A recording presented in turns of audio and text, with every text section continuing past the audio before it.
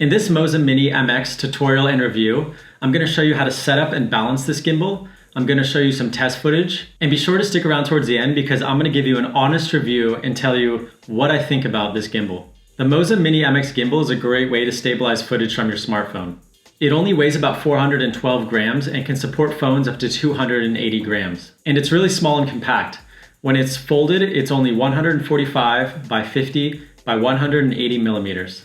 So let's jump right in, and the first thing we're gonna do is unbox it. So inside we have the instructions, and the very first thing you're gonna wanna do is scan this QR code and download the Moza Genie app. Alternatively, you can search for it in the App Store. You must download this app for the gimbal to function correctly. Then you have one of these do not eat things. I'm not really sure what these are for. I think for taking out moisture, but you can get rid of that. Lift up the accessory box to reveal the tripod. And the tripod is in here. And I really love that it comes with a tripod. Not every smartphone gimbal comes with one, and these are excellent for getting like panoramas or any sort of time-lapse shot. And they're also a great way to hold the gimbal. It's like an extra handle. So I'm just gonna set this down here. Then you also have this nifty little carrying case, which is great for protecting it. So you can get rid of this box and just keep it in here. Then you have the charging cable. It's a USB-C cable, and you also have the wrist strap. And I highly recommend connecting the wrist strap so that you don't accidentally drop the gimbal and damage it. And then you have your gimbal, which comes up folded. And as I mentioned, it's really small and light. So I'm just gonna get rid of the box. And the very first thing you should do is take the tripod and screw it into the base. So the gimbal comes folded up out of the box, and the very first thing you're going to want to do is unlock it. And you can see that on the top here, if you have these buttons facing you, so I'm having the gimbal buttons face me, there's a lock and unlock. So you're just gonna twist the gimbal clockwise to unlock the top axis.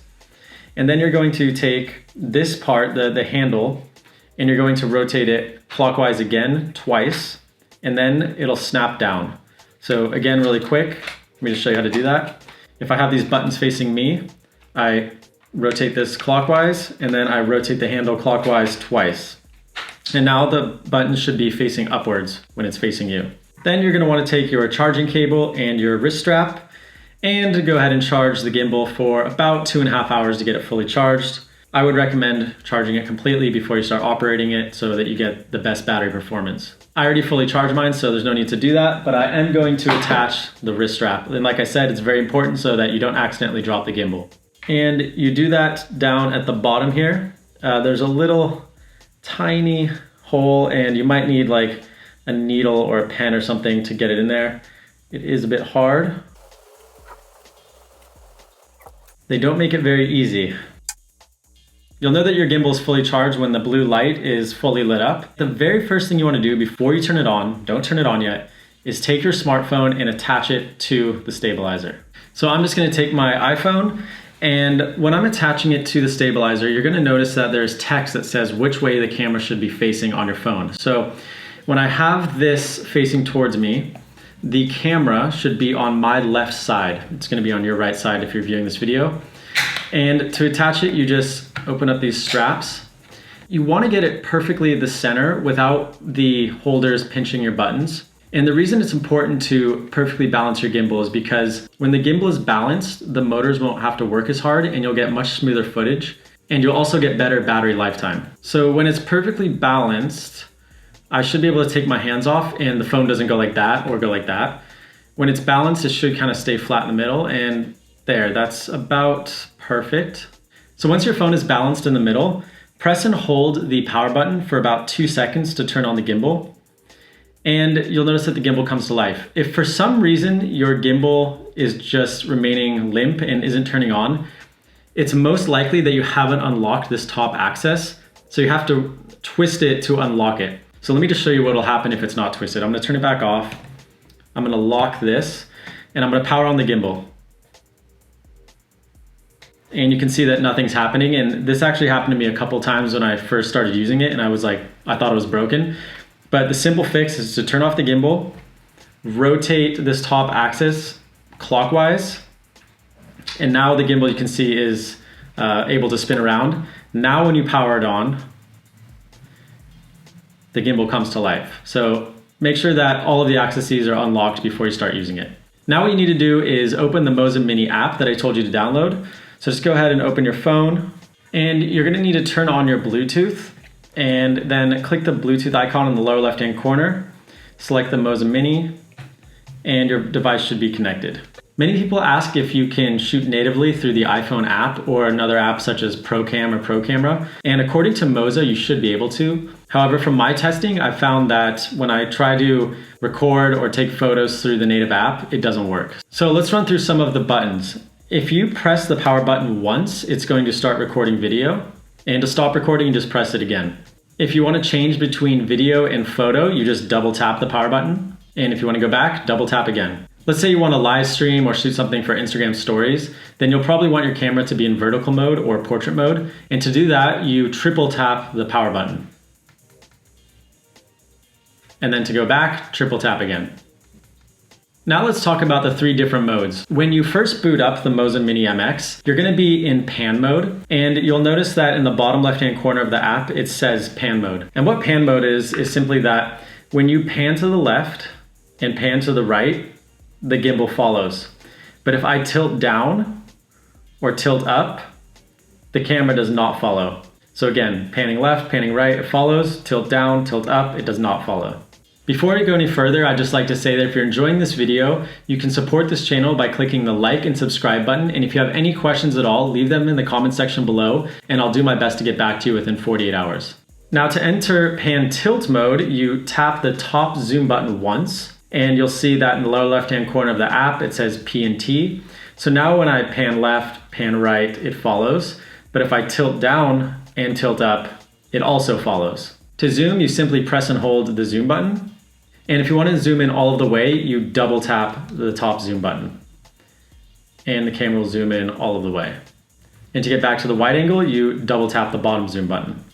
To enter FPV and Inception mode, you single tap the bottom zoom button. Now when you pan left and pan right, it follows. When you tilt down and tilt up, it follows.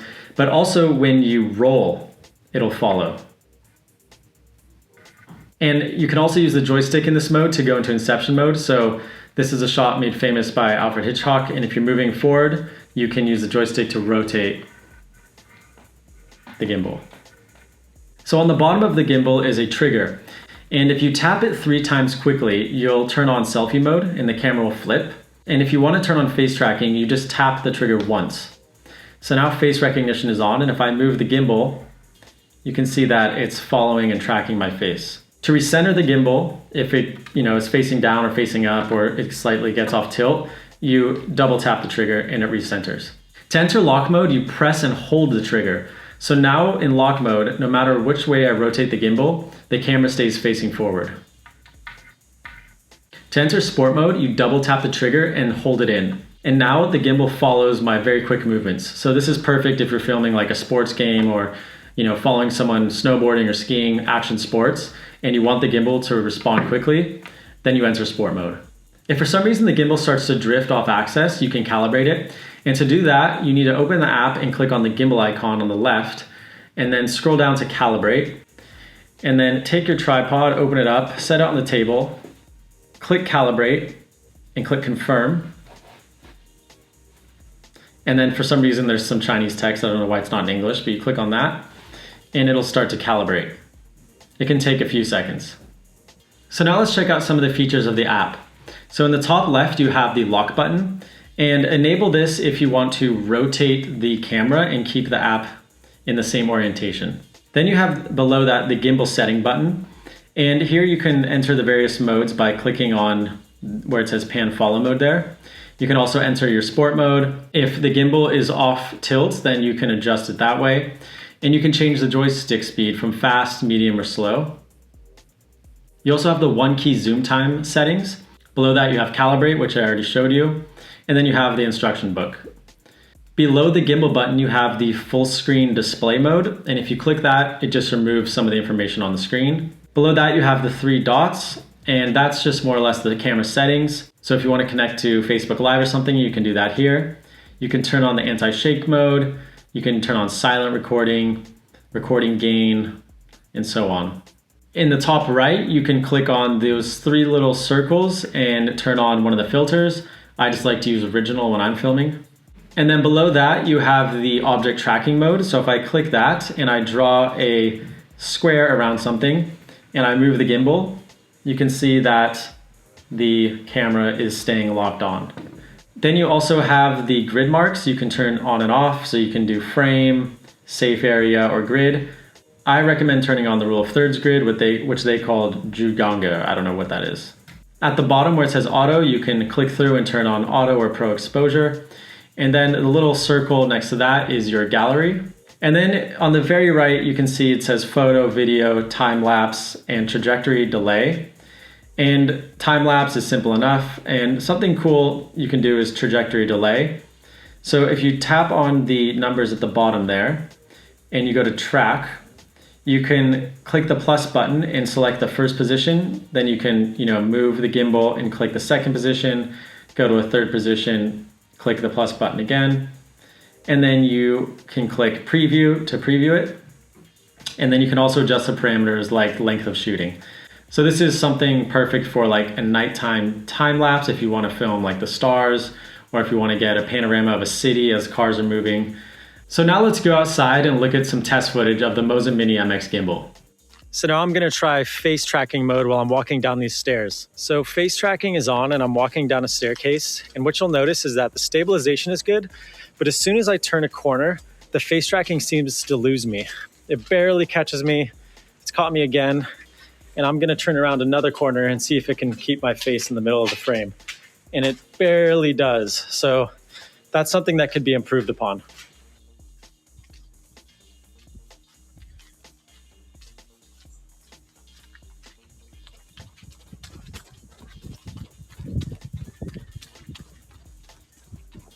So all things considered, I would say that this gimbal is a great value for its price.